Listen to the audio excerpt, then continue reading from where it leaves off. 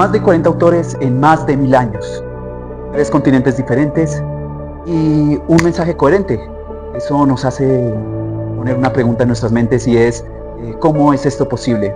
Y finalmente solamente encontramos una conclusión, y es que la Biblia no es un libro escrito por los hombres, es el aliento mismo de Dios. La Biblia fue escrita por aproximadamente 40 autores diferentes, desde el año 1500 a.C.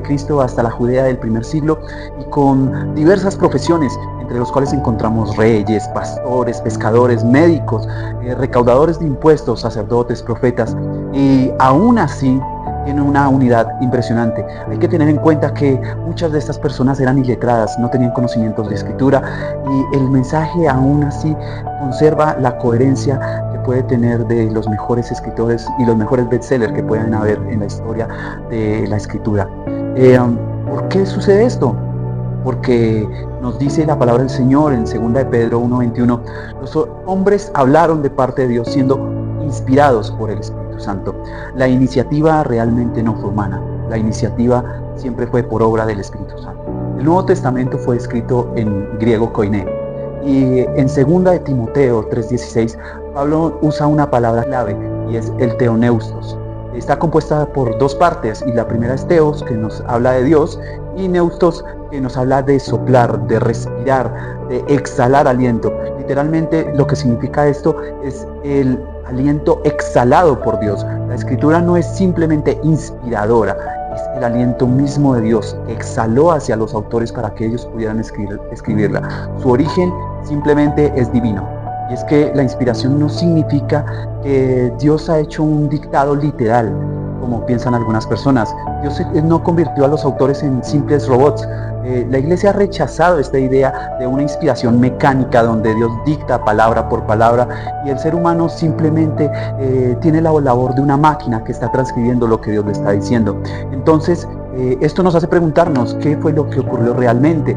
Y lo que pasa es que Dios concedió un carisma especial a través de su Espíritu Santo para supervisar el proceso, pero respetó la libertad, la cultura y el estilo literario de cada uno de los autores. Esto nos hace recordar un dato curioso, y es que en el Evangelio de Lucas y en los Hechos de los Apóstoles nos muestra que Lucas, por ejemplo, él investigó fuentes anteriores, él hizo una entrevista a las personas que estuvieron involucradas con Jesús, y aunque él no participó de su ministerio directamente, estuvo indagando por las calles de la Judea del primer siglo para conocer cuáles fueron las obras que hizo Jesucristo. Esto nos muestra que no solamente fue este carisma, sino que se dieron las oportunidades para que a través del Espíritu Santo se pudiera llegar a un contexto completo a través de las personas que pudieron indicar qué fue lo que vivieron en el tiempo que Jesucristo mismo estuvo aquí en la tierra. Aquí la clave es entender algo importante. Hay que distinguir entre lo que es el mensaje revelado y la forma cultural en la cual se expresa este mismo mensaje. Algunos textos describen costumbres antiguas, otros reflejan situaciones históricas que son muy específicas. No todo pasaje tiene el mismo peso doctrinal.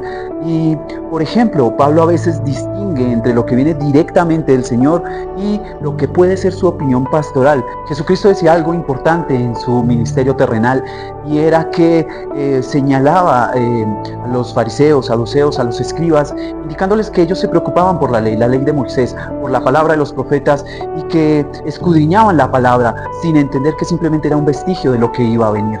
Desde Génesis hasta Apocalipsis, la historia únicamente señala a Cristo. Es una palabra centrada en Cristo, y por eso la llamamos una palabra cristocéntrica.